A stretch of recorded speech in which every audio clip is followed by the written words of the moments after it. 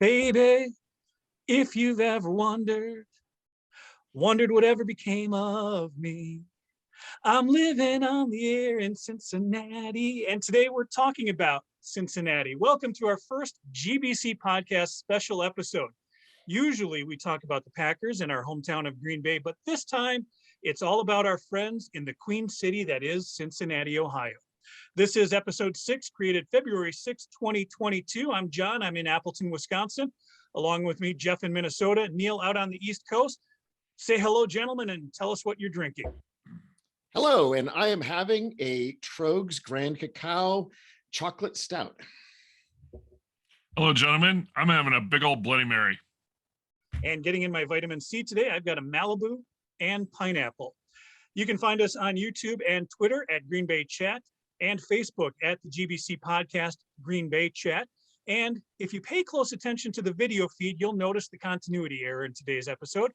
And October 8th, 2021, the three of us traveled to Cincinnati, Ohio, or more specifically, Covington, Kentucky, to spend the weekend with many of our other Packer fans for the Packers at Bengals game at Paul Brown Stadium. Along the way, we met some great people and enjoyed the local fare of bourbon and chili, among other things. As the Bengals are getting ready for their third ever Super Bowl visit, we want to celebrate with their fans who are soaking it all in and enjoying every minute of this auspicious occasion. Auspicious occasion indeed. Well, first of all, John, thank you for that rousing and heartfelt rendition of WKRP in Cincinnati's theme song. We'll see how my singing career turns out after this. Good luck with that. So I think this episode is going to be very interesting. Rather than looking at the three of us, although we still will be on this one. There's going to be lots of new faces you're going to see today. Really excited to introduce these folks to you. I've never met them.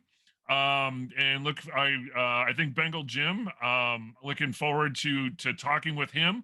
Seems like his celebrity or his star is shining brighter and brighter with the Bengals going to the Super Bowl. And you'll hear all about that.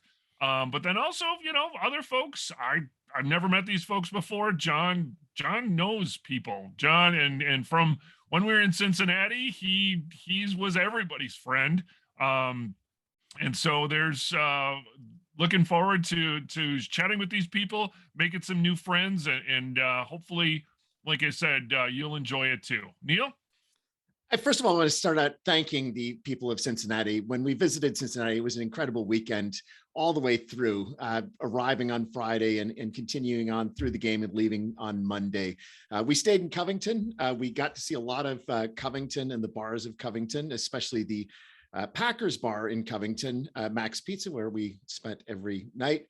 Obviously we had a great time seeing Packers fans, but meeting with all the Bengals fans was really special. And on Sunday morning, on game morning, we walked over the bridge to go to, first of all, walking over the Ohio River and then going down to the tailgating along the Ohio River, and specifically Bengal Jim's tailgate. This was an incredible production. They had food trucks, they had booze trucks, they had charities, they had people singing. We had just people moving in and out, and just a very festive scene right next to the stadium. And the host of all that is Bengal Jim, who's been a Bengals fan since the early 80s. And has been hosting tailgates since the early 90s. And he's going to be who's going to be starting out. But Bengal Jim, I think, is just a perfect spokesperson for the Bengals fans and all of the times that we had talking with them over the weekend. So we'll look forward to talking to Bengal Jim and the other Bengals fans. Our first guest is a guy who really defines the fans of the Cincinnati Bengals, a real cool cat, if you will, from the Queen City of Cincinnati. He is affectionately known as Bengal Jim. Jim, thank you for joining us today. We had a great time in Cincinnati, and we just are so excited for you. Are you soaking it all in? Yeah, I appreciate that, guys. I get goosebumps as soon as you start saying it. I just, this is like a dream right now. I just keep thinking I'm going to wake up from a coma someday and like this didn't happen. I don't know. This has been an absolutely amazing ride. The city is absolutely out of control. I just hope everybody enjoys every minute of this. Now, you had a big accolade. You're the Bengals fan of the year. You got that earlier this year. You said on your Twitter account you fell ass backwards into Super Bowl tickets. How sweet is this? I'm going to the Super Bowl. We got these Super Bowl tickets in October. I won this Fan of the Year thing in October. I got to be ruler of the jungle, which is a pregame ritual they just started this year. And I'm going to the Super Bowl. I always said I would never, ever go to the Super Bowl unless the Cincinnati Bengals were in it. I said that on October 18th this year. Guys, it's destiny. We got to get this win this next Sunday. Talking about that, because going into the bye week, the Bengals were 5-4.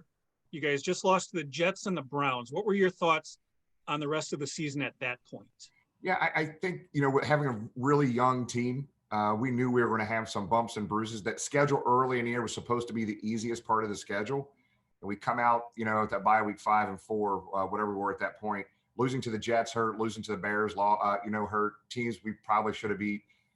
But we played some really good teams in the second half. The Green Bay Packers, what a crazy game that was. The Kansas City Chiefs, the beating the Steelers, the Ravens again, all these really good teams. I don't know, man. At that point in the season, I still felt the arrow was pointing up. The franchise was going in the right direction, but I don't think anybody felt that we were a Super Bowl team at that point in the season for sure.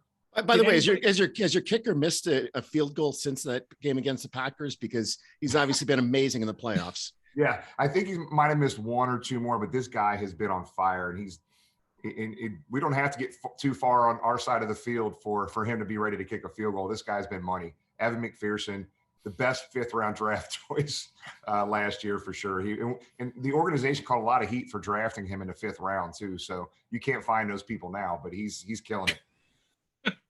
So back in October, when the Packers played the Bengals, we had planned to go to Cincinnati for that game for quite some time. And then I got connected with Jim for his webcast. Jim, your webcast is spectacular. And we have to tell you, it was the inspiration for us creating our own podcast.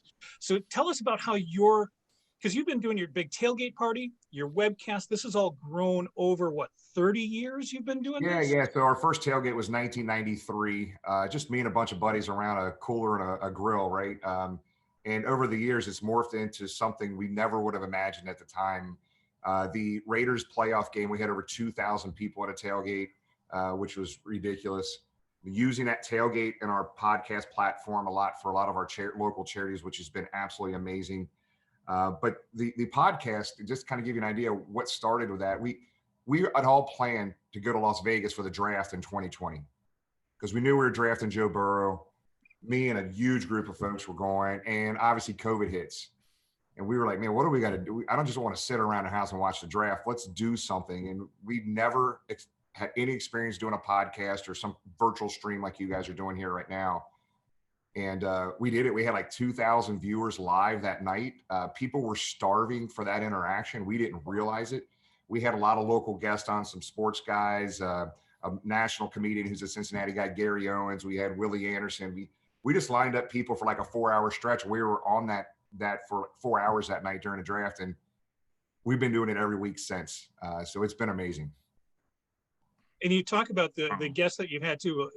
Also, you have dignitaries at your tailgate party. Now that's a big party right there on the banks of the Ohio River, between the river and the stadium. You got that parking lot you take over. I mean, is that the talk of the town?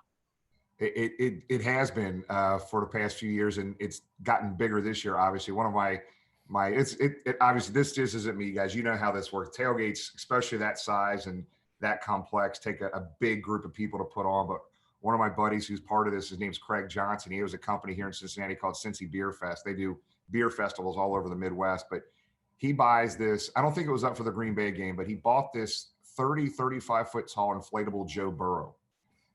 It was only supposed to be 10 foot tall, but you order from China, you don't know what you're getting. But it's like a 30 foot tall inflatable Joe Burrow. And that has been kind of a beacon for anybody in the city. They can see that thing from all over the city. So they know where we're at, but it has been such a blessing. That tailgate has been so fun. You guys know how it is. You get to spend time with friends and family. People sometimes you normally would never hang with outside of a game day.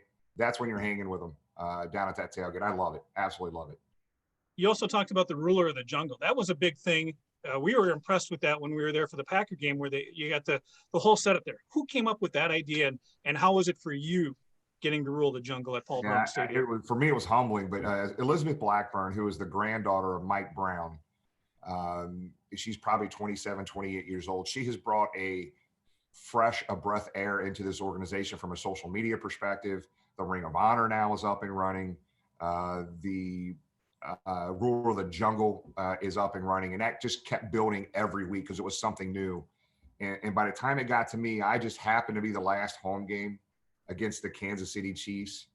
The crowd was just crazy. And you got to understand, it's so humbling because they had people like Willie Anderson, Ken Anderson up there. They had Kay Adams up there. They had the biggest names you could possibly imagine. And here I am getting up there. Just some kid from Cincinnati, right? Some public school West Side kid or Cincinnati's up there on stage. We had the best time.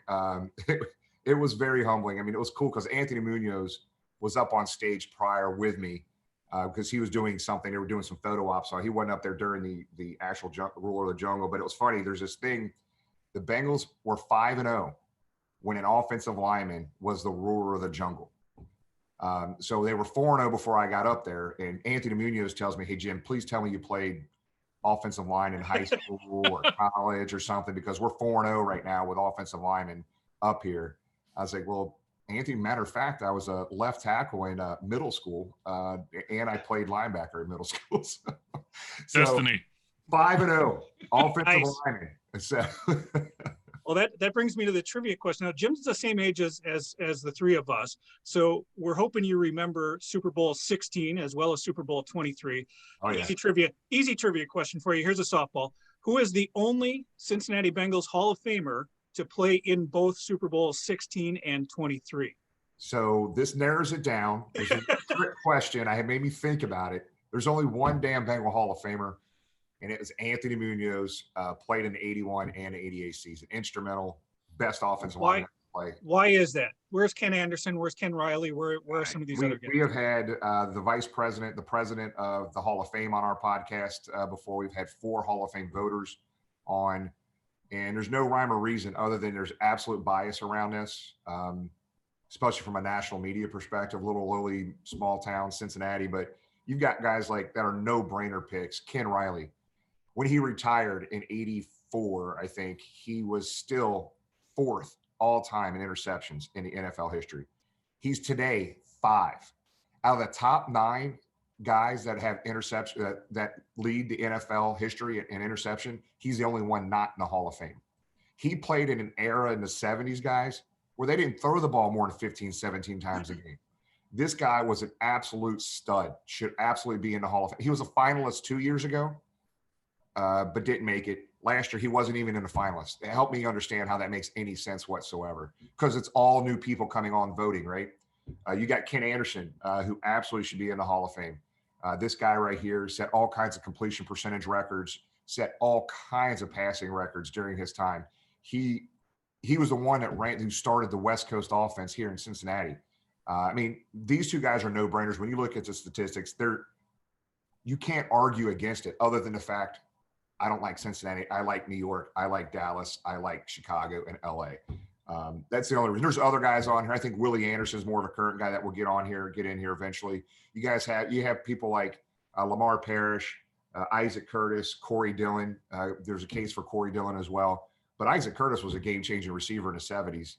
The whole bump and run, when the Steelers used to get mad because they couldn't cover Isaac Curtis, that's when the NFL allowed a little bit more no cushion. Get up there, you can bump these guys and get up there and chuck them at the line. That's because of Isaac Curtis. So a franchise has been around over 50 years to have one player in the Hall of Fame. The one is definitely deserving, Anthony Munoz, but we feel there should be 8 total in that Hall of Fame, and we're going to continue to fight that. We had a huge event, guys. Not to be long-winded, sorry. We had a huge event in Canton this year called the Jungle to the Hall. And we rented a tent out 25 yards from the front door of the Hall of Fame. It was on the grounds of the Hall of Fame. We had 250 Bengal fans in there. We couldn't get any more people in there. Willie Anderson came up. We had video messages from the Bengals front office. We had Ken Anderson. We had Max Montoya. All these guys were were involved in this, and it was an amazing day up there. But the goal behind that Jungle to the Hall was just to bring recognition and conversation nationally around these guys we're fighting for. And it worked because we had national podcasts, we had ESPN talking about that event. That's what we were trying to do. So we're going to keep fighting that fight, man, because it's a shame. So going back to Super Bowls 16 and 23, was there a point last Sunday where you wanted Bengals 49ers Part 3? Absolutely. This organization this year has exercised almost every demon we've had in our franchise history. 31 years without a playoff win. We get a playoff win. We've never won a road playoff game in the history. We've won 2 road playoff games. There's all these things that have happened this year. What would have been more fitting to get to play the San Francisco 49ers and exercise that demon, losing to them in 81 and 88, against Joe Montana. So we would have loved it, but at the end of the day, it didn't matter who we're going to beat. We wanted one of them.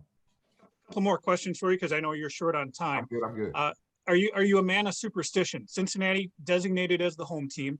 They've chosen to wear the black tops with the white pants. How do you feel about that uniform as opposed to wearing orange or maybe even choosing to wear white? I'm not a big from that perspective, I don't care. The thing that's beautiful about it is that giant Super Bowl patch logo on the jersey. Like literally, I was down at the Bengals Pro Shop yesterday, and there was lines going around the stadium just to get in there. They don't have any stock. They're literally opening up boxes, and people are taking stuff out of boxes. They want that Super Bowl logo patch, but I think they've been pretty successful with that black jersey, the white pants. So my favorite might be the all white at the end of the day, but I don't care what uniform they wear. You talked about the season. Now, Packers have their big rival in the Bears. You have your big rival in the Steelers. You're happy to beat them. They're out of the Super Bowl. We don't say that P word. It's called city near West Virginia. Okay, but I'm going to put you on the spot. Because Ben Roethlisberger announced his retirement. Jim, can you say something nice about Big Ben or that city by West Virginia? I'm so upset that I was really hoping the city near West Virginia was signing to a 5-year extension. We've had fun beating up on Ben the last couple of years. Now, it wasn't prior to that. It wasn't the case. No. But I was really hoping that they would sign him to a 5-year extension. But that guy's had a hell of a career. He really has. In our last show, we talked about some of the connections between Green Bay and Cincinnati. The biggest one being Forrest Gregg coaching the Bengals and then coming back to Green Bay. But there is a guy on your roster right now that we loved in Green Bay, Mike Daniels. I don't know if he's been a huge factor there, but taking a look at that, I mean, there's a neat connection, I think, between the small towns. Green Bay, Cincinnati's not huge, like you said, not a huge media market. And you're familiar with the fandom that Green Bay has and the fandom that you have there in Cincinnati that's going on. Give me a connection. What do you feel? Do you feel a connection with a small town with a history like Green Bay? Yeah, I think we do. So I've traveled to 29 different NFL cities, and I have this FCC won't shut us down, but I have this douchebag theory. Every city has their percentage of douchebags. Every freaking city. I don't care who you are.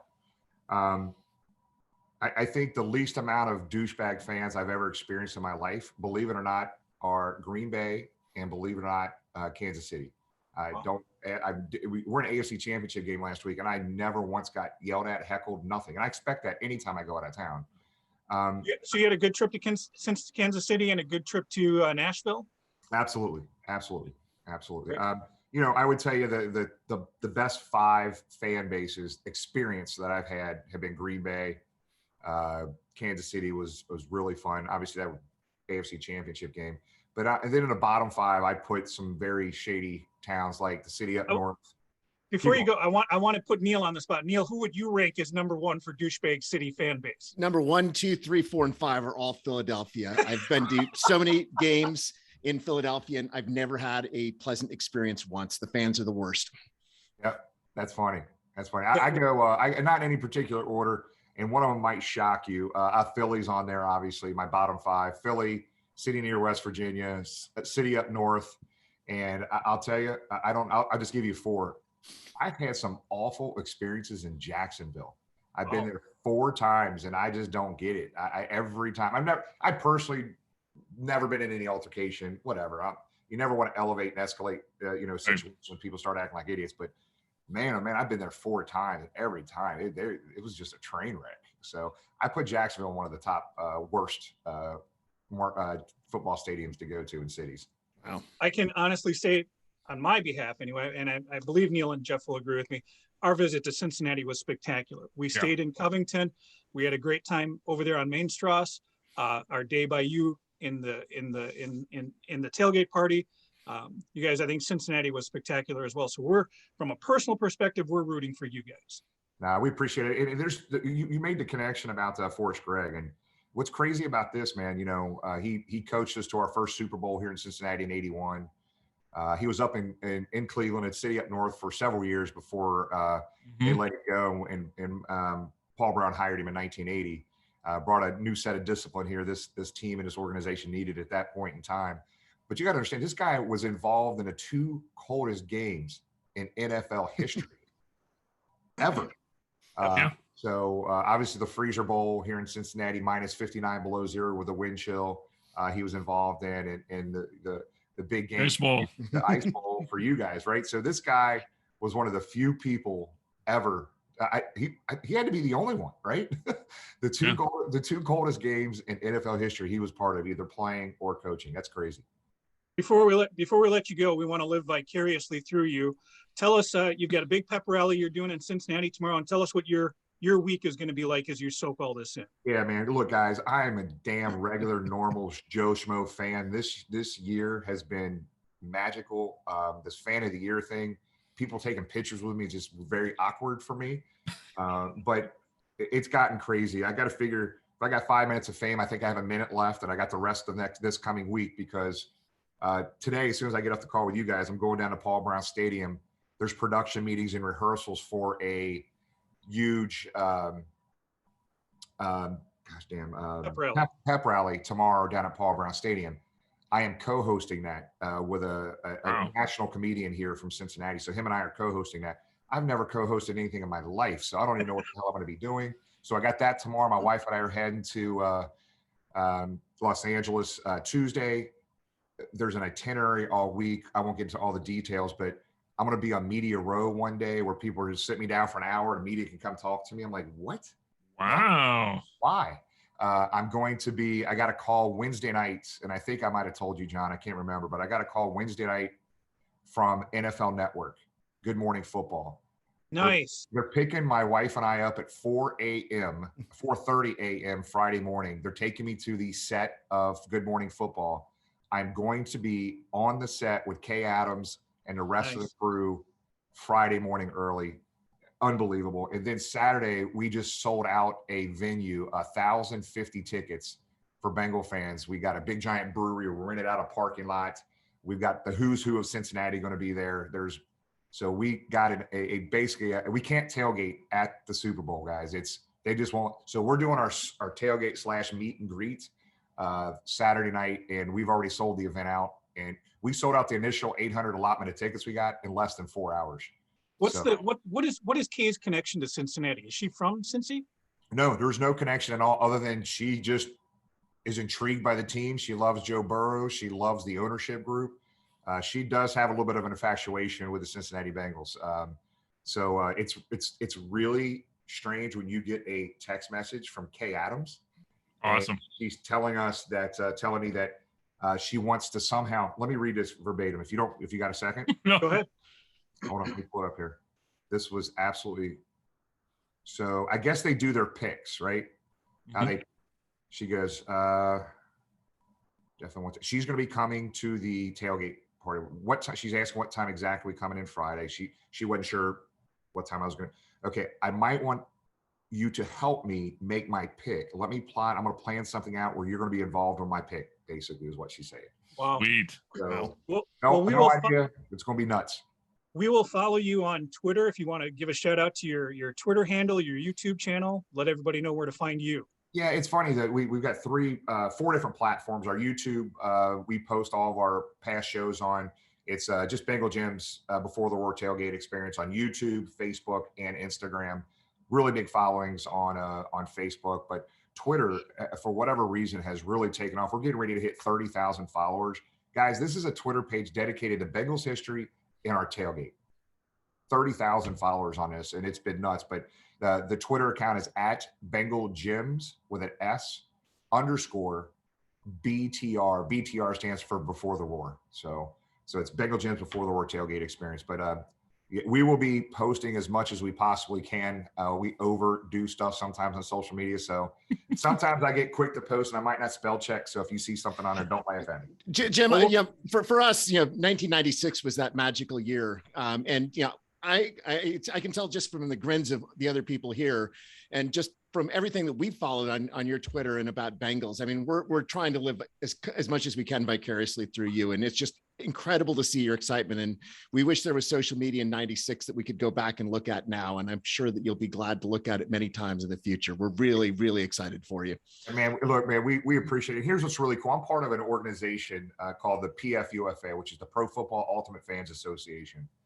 And you hear all these bad things happening at some of these stadiums with opposing fans, like in Philadelphia or city up north or city near West Virginia, wherever we're at, Jacksonville. We need to continue to focus on making sure when we see opposing fans in our stadium, in our city, we welcome them, we take care of them, just like we wanted to do for you guys. Same experience I had when I was in Green Bay, guys. We've got to do more of that, reaching out to when you see somebody from an opposing team walking by, instead of heckling them and belittling them and just yelling at them, pull them in, give them a beer. Look, man, we had somebody send us a message yesterday. Somebody in my church basically is in hospice, was given 2 weeks to live, and his comment basically was like, I just hope I get to watch the Bengals win the Super Bowl before I go. And when you see stuff like that, it has to put things in perspective for people. Look, I live and die Cincinnati football. It's family, faith, and football for me all day. But this is what it's about: camaraderie, us being able to talk we can jab at each other and have fun with it. But we need more fans to do more of what you guys are doing right here. I love what you guys are doing. Thank you. Hey, we did not get a Who Dey at all from you yet on this. Do you want to sing for us before you go? I'm not going to sing. I'm just going to say it one time. Who Dey, baby. Thank you, guys. All right. Who Dey. Thank you, Jim. Who Dey. Thank you. As the show continues, you notice that our panel has extended quite a bit as we continue to talk about the city of Cincinnati and the Bengals fans. We're joined right now by my friend Eric, who lives in Green Bay now, and I've known here in the Appleton area for 20-some years. Yeah. And then prior to meeting you, my other friend Eric, who I knew in Green Bay in the mid-'90s, who is originally from Cincinnati, now living in Salem, Virginia. And Eric has his daughter, Hallie, who grew up in Virginia, a Bengals fan, but is now in Cincinnati. We're going to get some perspectives on all of the Cincinnati fans. And Eric, as our show usually talks about beverages, what's your beverage that you have there from Salem? I have the Loud Pipes from Old Salem Brewery. Awesome. Well, let's start with you. Good choice. Let's start with you, Eric, because you grew up in Cincinnati. Looking back at Super Bowl 16 and 23, what was that like? Because you're the same age as us, so you were in your teens for both of those. What was that like back then, and how are you doing now with Super Bowl 56? Well, work backwards, I guess. I'm a little nervous. Obviously, the first two didn't go so well, so we're hoping that this next one goes better.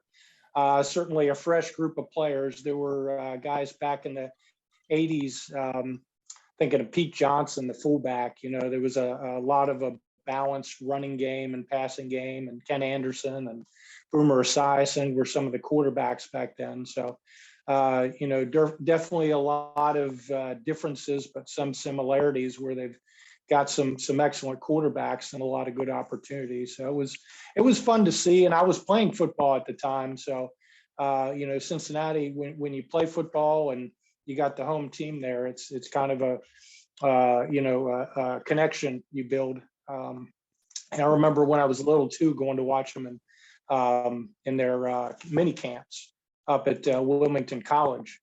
They used to practice up there. So it was a fun time. Was there a point last Sunday where you wanted Bengals 49ers Part 3?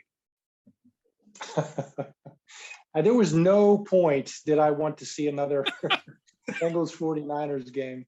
And I think we've kind of, with that separation, I think Collinsworth is about the only link we have between all three Super Bowls. I think he's going to be doing the game. So I'm a little nervous about that. I was trying to like get a clean slate for this, but I guess we got to deal with that. Now, I met Eric in Green Bay in the mid 90s. I had just moved back from Colorado. And in the summer of 96, you were coaching baseball in Ashwaubenon. And I ended up hooking up with you. We coached baseball together. Eric, I still have this hat that you gave me at the end of that baseball season. Nice. Wow. But Nice. you spent 3 years in Green Bay. I got your Packers book here. The history? Nice. Yes. So talk about your time in Green Bay. Compare what you experienced with the Green Bay fandom, because you were there right around the early Brett Favre days, and when we finally got back to a Super Bowl. Compare that to Bengals fandom for you growing up and what it's like now. Yeah. So the first thing I remember when I got there was people talking about how Brett Favre would just hang out with people at bars and be up on the bar dancing around and stuff like that. So I don't know anything about that. Yeah. No, of course not. Yeah, so that was interesting. We weren't accustomed to that in Cincinnati. I mean, the players were, exciting to watch, but we didn't have a lot of the connection, the close connection with the community. So I think that was, something that I wasn't accustomed to. But certainly in Green Bay, there's a tight knit fan base, and they seem to be very into the. I mean, it's a 365-day love affair, I think. So that was what was remarkable in Cincinnati, having the baseball. The Reds as well. We kind of that's something I think that kind of changes the fan base a little bit when you've got those two sports sort of competing at times for fans. How important is the redevelopment that happened down on the waterfront there? Because the Great American Ballpark, Paul Brown Stadium, that whole area there, right across the bridge from Covington, was really nice. How much do you think that helped build the team back up? I think it's a great addition for the sense of community. I mean, it brings people down there. You can go down there to walk after work and then stay for a game. I mean, I was really impressed. People coming over from Kentucky over the bridge on the pedestrian bridge, hanging out down there. There's a lot of great restaurants. I know there's a music venue down there now. I think that revitalization has really helped the fan base and people who, are casual fans. I think that helps them get connected as well and grows the community. So it's been impressive. Well, it's a good segue here to your daughter, Hallie. Hallie is now living in Cincinnati, but you grew up in Virginia.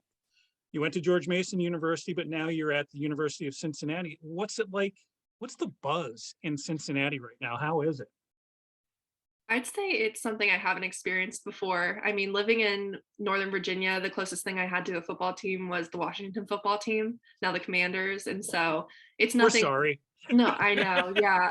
So this is definitely just, I've never experienced anything like it. I mean, we go to the grocery store the past 2 weeks. I feel like 95% of the people I see are wearing Bengals gear. You have the Who Days going like back and forth between strangers everywhere you go. So I mean, me and my boyfriend, we try to wear Bengal stuff just so we can have that interaction with people of saying Who Dey. So yeah, it's been, like I said, nothing I've ever experienced before, but it makes me feel like I'm a part of a community in a way I don't think I've had other places.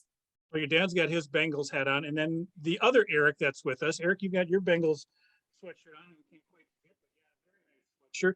So this Eric is from Cincinnati, but he then moved to Northeast Wisconsin. You're living in Green Bay now, but you've been in the area for 30 years here.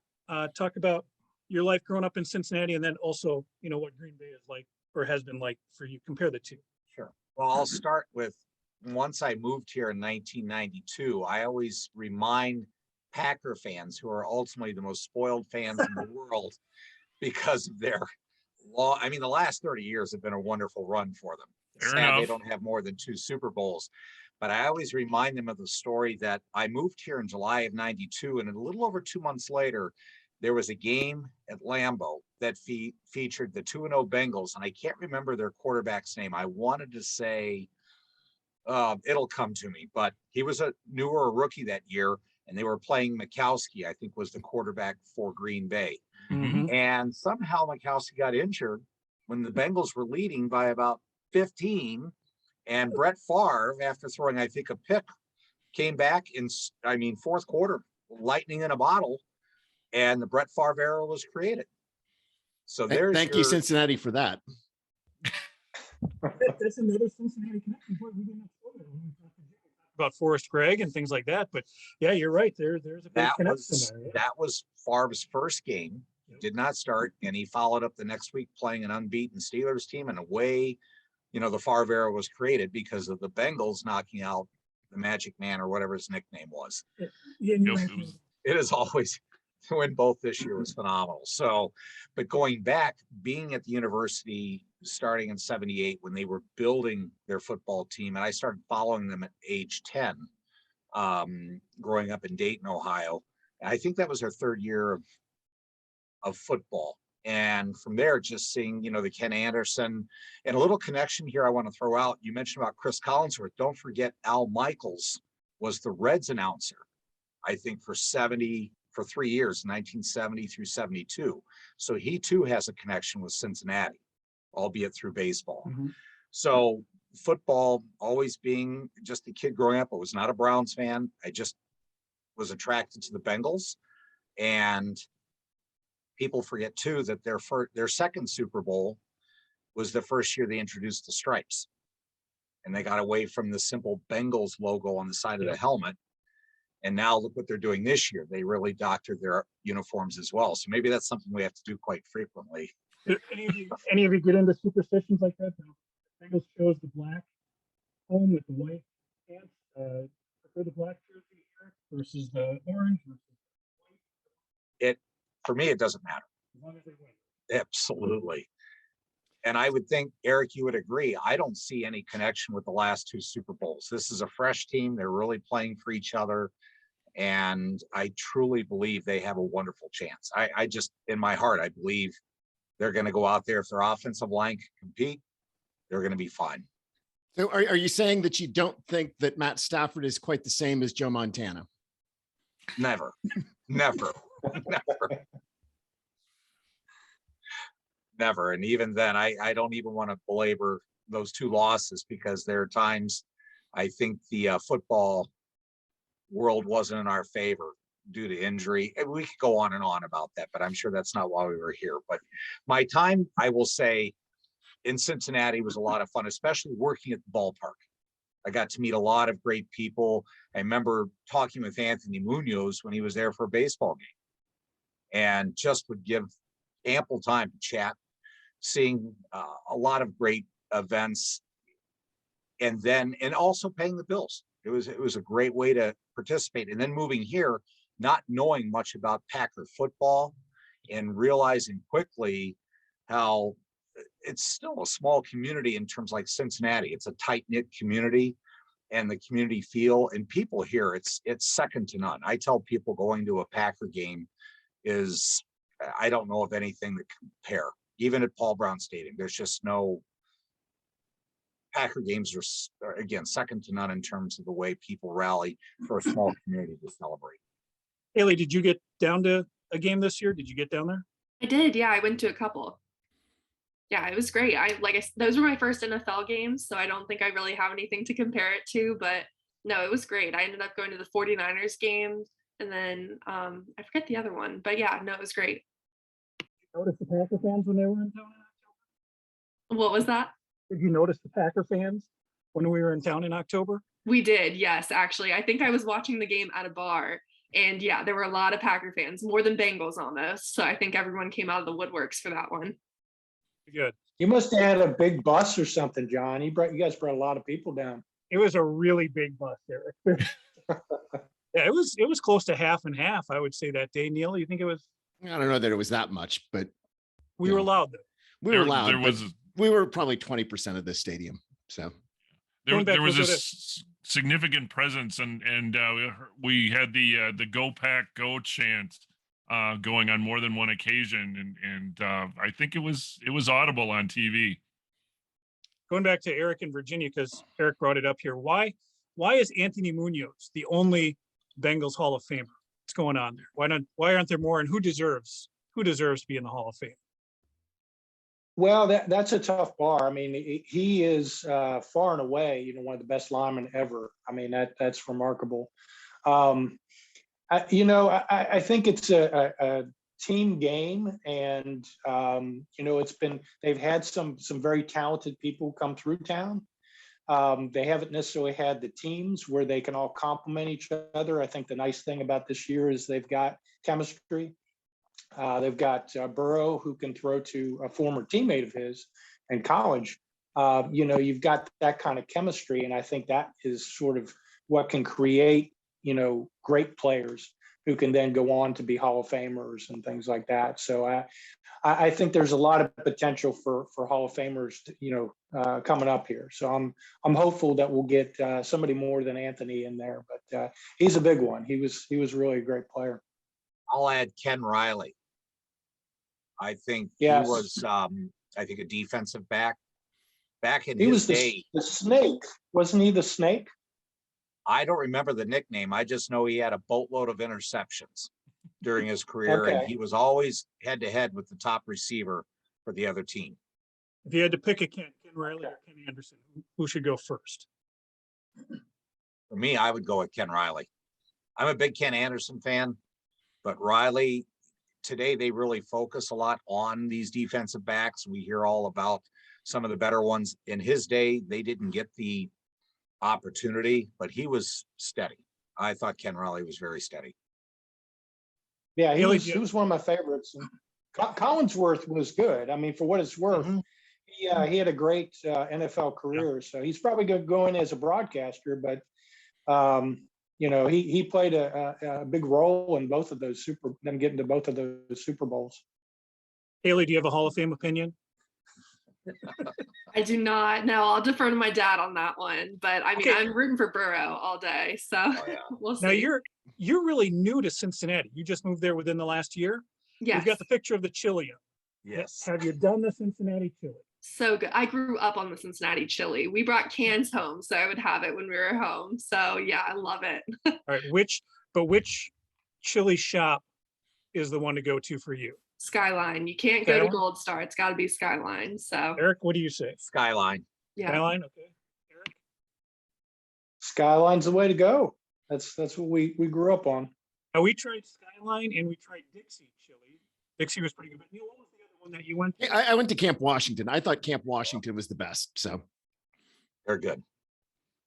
Now, That's one of the oldest ones. do you remember Chili John's? Did you have Chili John's chili when you were in Green Bay, Eric? Or have you ever had Chili No. John's? Oh my God. All right, I'm taking you to Chili John's. Remember that? We'll have that comparison. All right. Chili John's I have another question about things that should be in the Hall of Fame, and arguably the Icky Shuffle is one of the most memorable pre-Super Bowl type of activities. So is there going to be a 2022 version of the Icky Shuffle that I have not yet heard about? Well, I think they're trying to bring back the Icky Shuffle. I think if anything, I think it should be the 2.0, Icky 2.0 maybe. Or is that just something that is potentially cursing your team to lose? Yeah. I was just, Jamar Chase has his own dance. I can't remember the name of it, like the birdie or whatever. And he went through it on TV, the different moves, and a lot of the other players follow that when he does score. All right, so woulda, coulda, shouldas, because we deal with that a lot in Green Bay as well. What about the year Carson Palmer? Carson Palmer in Cincinnati, there was the year that they got to the playoffs and they're playing the dreaded Steelers, and they knock him out of the game with the devastating knee injury. Was that a Bengals year? Should they have? That should have, absolutely.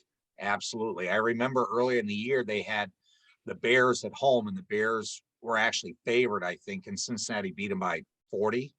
It was just a mauling. And I look at that year, and that, again, it goes back to the Steelers. They changed the rules about hitting a quarterback below the waist upon release based on that play. And the Steelers went on to, I think, won the Super Bowl because they played on the road all the way through. Yeah. Yeah, that injury was sort of in line with the Super Bowl losses. I think everybody collectively felt like, it had to happen. Something bad was going to happen along the way, and injury was certainly the big one that year. So, yeah, there's that it boils down to luck sometimes, I guess, and the city has felt, I think, collectively probably decades of being unlucky with having some good players and good teams, just hadn't been able to break through. Let's get some good mojo going your way. Let's talk about this season, because there was probably a point in the season, we talked about this with Jim, where you guys at the break, at the bye, wasn't looking good. But you end up, Cincinnati wins the division, beat the Raiders, and then they go have an unlikely win at Tennessee, go to Nashville to win there, and then going to win in Kansas City. How huge are those two victories, and how does that make you guys feel about this game coming up? Well, personally, I will be making Cincinnati chili like I have the last two victories on the road. So You have a superstition. I have? Okay. I will Yep. be making my chili. All right. But I don't feel the snake bite, as we've discussed, Eric, about the last years. As well, you think about that second Super Bowl when Crumry broke his leg and no one touched him. So I don't feel that. This seems like a whole new team. It was mentioned about how they play for each other. There was an article in the Press Gazette a few days ago, and it was all Ickey Woods being interviewed, and he said this team fights for each other. There are no egos, and I think it all starts with Burrow. And they say, Well, I think, go ahead. yeah, I think it's glass half full, glass half empty, glass half full. You look at some of the difficulties they had in midseason, early season. You can either put your tails between your legs and call it a day, or you can say that's going to make us better. And I think that they kind of looked at each other, at that point and said, we need to work on the things we're not so good at and get better at it. So I see that as a big improvement. And game management, that's been important through the playoffs with all the teams. But I think it's happened with the Bengals, where they've realized that they can hang with some teams that put a lot of points on the board if they can control the ball. And I think you saw that with the Chiefs, and you saw that to a big extent with even with the 49ers dropping the game to the Rams, because the Rams really did a good job of that. In fact, they had 0 on the board a couple times, and they got the playoffs. So yeah, that's a big part of it, and I think that's going to help the Bengals learning that game management. Hallie, what's it like in Cincinnati? I know you talked about it a little bit earlier, but even look at the last 3 weeks then. The win at home, I'm sure that was a huge weekend against the Raiders, and then the last 2 weekends. I don't know, do you listen to sports radio in Cincinnati? What's Yeah, I mean, like I said, I think everyone's just really excited. Like I said, the Who Days, you can just hear them in the street. So like anybody's walking down the street, you're gonna probably hear someone say Who Day at some point. But yeah, I mean, I don't really haven't gotten it out of these two guys yet. What's going on? I know. I did say it once. I said it once. Yeah, and I think everyone's in disbelief too. I think as a new Cincinnati resident, and I wasn't really around for the other Super Bowls, so like I don't have, I guess, that kind of, like you said, I don't know about the snake bite or whatever. I don't know like what it feels like for them not to be winning like this, since I've just moved here and then they're suddenly doing really well. So I don't know. I hope that I'm a good luck charm and I'm not setting myself up for a heartbreak. So she's got to see more championships in college and professional than I ever did in my whole life. She since she got there, the Bearcats went to the playoffs, and then the Bengals are here in the Super Bowl. So Hallie and her boyfriend Hayden are really a good luck charm, I think, so far. So that's been great. Well, let's hope that it continues for them. Jeff, Neil, anything you guys want to throw in? Who Dey? I will tell you, when we were in Cincinnati, it got to the point where Neil was annoyed because we walked everywhere we went. We were in Cincinnati, we were in Covington, and we wore our Packer gear the whole time. And when we would see someone with the Bengals gear on, I would say Who Dey and get a Who Dey back and a smile and usually a fist bump and things like that. That people were they were cool with us being in town. We talk about how good the fan bases are, how good people are when you come around. But yeah, there was a point where Neil was ready to shove my sock in my mouth if I did it again. And you just wanted to be loved, and that was very clear. It's me, I make friends everywhere I go. Yes. So I just want to say again, our time in Cincinnati, the folks that we were in Covington most of the time, but everybody was great. Like I said, the experience at Paul Brown Stadium was fantastic. I mean, it was 80 degrees and sunny. It was a gorgeous day in October. to go there for a game. So we got very fortunate from that aspect. But from the fan base, and it's obviously been a long time for Cincinnati since they've been to the Super Bowl. And sometimes the year things fall into place, and the ball bounces. The interception that Cincinnati had against Tennessee, right? Right towards the end of that fourth quarter, I was watching the game. These two guys they were tailgating actually, because it was before the Packer game. We didn't see it.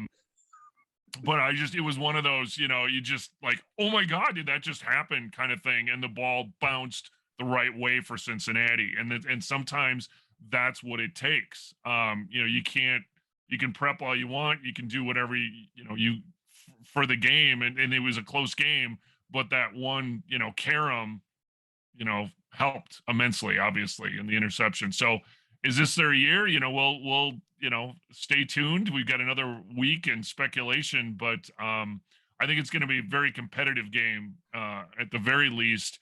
And I think with Burrow, Eric, you had mentioned too that he's got kind of a mojo about him, and the 9 sacks in the Tennessee game, they had no business winning that game. And pretty much any other quarterback, after getting sacked 9, I think that was a playoff record 9 times.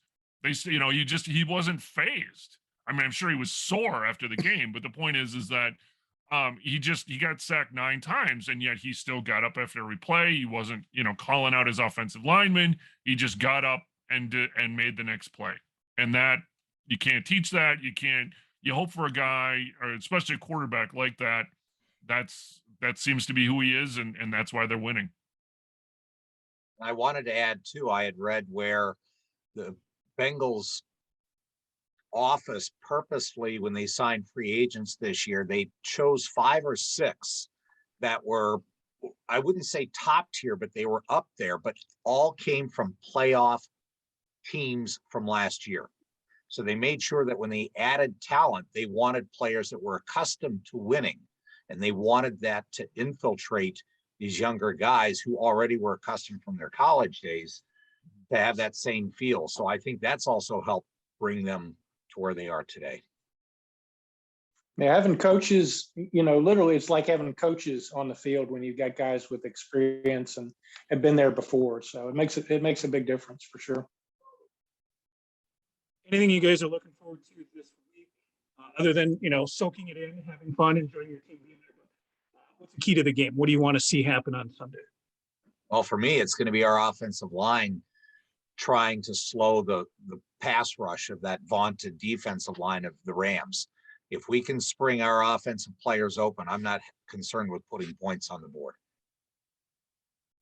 Yeah, I watched both games, and funny enough, Hallie had a teammate at George Mason who is living in Los Angeles, and I keep up with her dad, who's a big Rams fan. So we were, each watching the game, hoping that the other, our teams would win. So he was rooting for the Bengals, I was pulling for the Rams. But it gave me a chance to watch the game. And when I saw Garoppolo effective, he was able to get a drop back and get rid of the ball quickly. So like Eric, I think I'm hoping that the line is able to give some protection enough to get Burrow in rhythm with his receivers. And largely that happened until the end of the game with Garoppolo, and then they started to disrupt that. So, I think that's a big key with the Rams is, that defensive line does get a lot of pressure. And if you can protect your quarterback and just even get a 3-step drop and get the ball off, that's going to help them. Huge. You talk about fandom being a family affair. Now, Jeff and Neil and I, we have kids. We've raised our kids right because they're Packer fans as well. But Eric, Hallie is a Bengals fan. Your son, your other kids, they're with you. They're going to be sitting there watching the game with you, Bengals fans as well, or are they splintered off to that Washington team? That's a complicated question. The Xbox has made being a fan kind of like a casual thing for youth these days. So I imagine it's going to be a mix of things, but we'll definitely appreciate their support if and when that time comes. So now, Eric, your kids grew up here though. Yes. So where my are they? son is 28 in Florida, massive Packer fan. He was so beside himself when they lost to San Francisco. He couldn't even talk to me on the phone. What about the girls? My daughter, I've got a 14-year-old, and she does follow football, but she's more into the college game. Wow. And my oldest daughter, she's traveling in Brazil right now. I have no clue. She doesn't care. All She right. doesn't care. Haley, do you feel that though? Do you feel that sports brings families together in that sense? Yeah, I completely agree. I mean, I can remember growing up, like sitting on the couch with my dad and watching those games. So I also grew up in a time where I didn't really have the Xbox or any of those other things. So I think I didn't have some of the distractions that my little brothers might have. But no, I certainly think it brings people together. But I can also think of a lot of families who it splinters, just in the sense of like, you know, if you're both feeling very strongly about two different teams, I can see a lot of animosity coming from that. But I think for the most part, definitely a uniting factor. Haley, talking about the game, and family. So are you going to watch it with your 10,000 closest Bengals fan friends in a public viewing area, a party by yourself? I mean, how are you going to watch the game? I will actually be repeating exactly what I've done for the past 2 weekends, which is sitting on the couch with my boyfriend, my dog. My dog's going to be sleeping, hopefully, because that's what he's done the past 2 weekends. So I'm going to hopefully just repeat exactly what we've been doing, wearing the exact same clothes. So anything to help out. Now he's a Bengals fan too. He is. He's Has mainly been? a Burrow fan. He's not from the area. He came with me from Northern Virginia. He's originally from Pennsylvania. So no connection to Cincinnati, but he loved Burrow. And then coming here, he coaches at UC and the women's volleyball program. So he's really immersed himself into the community and is fully a Bengals fan now. So yeah. All right. So Eric, that means he's a keeper, right? He likes Skyline chili. So I felt like that was like the only true test. So we're good. He's checking off the boxes, so that's good to Nice. hear. All right. Neil, Jeff, anything you guys want to add?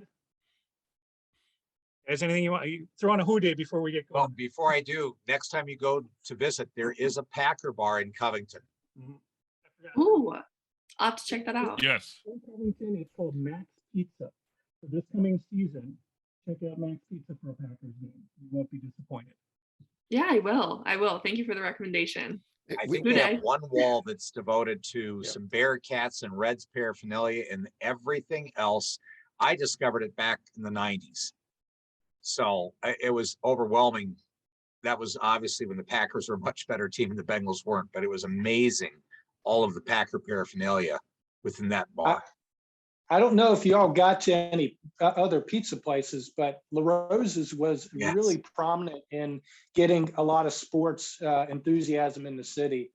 You know, they used to have walls covered of pictures, caricatures, really. It's just pictures of players and coaches from over the years in high school and college and pro.